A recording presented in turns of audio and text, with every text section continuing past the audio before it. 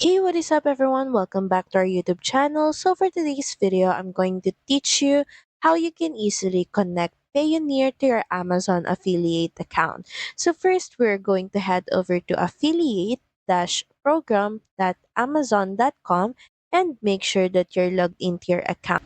Next, we're just going to click on this three-line icon, scroll down, then click on account. Next is click on account settings. And from here, under the payment and tax information section, just click on change payment method. And from your payment method section, we can easily see here the bank account link.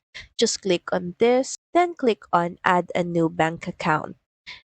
And from here, a window will then pop up, and all you have to do is enter in all your details or all your Payoneer account details, such as bank location, your account holder name on your Payoneer account, your account number, bank name. Of course, we're going to enter in Payoneer and also choose a bank currency, account type, confirm your account number, and routing number or ABA number. Make sure that you fill in all the necessary information, especially all the fields are required. And once done, just click on Save Changes. So that's pretty much it. Thank you very much for watching this video.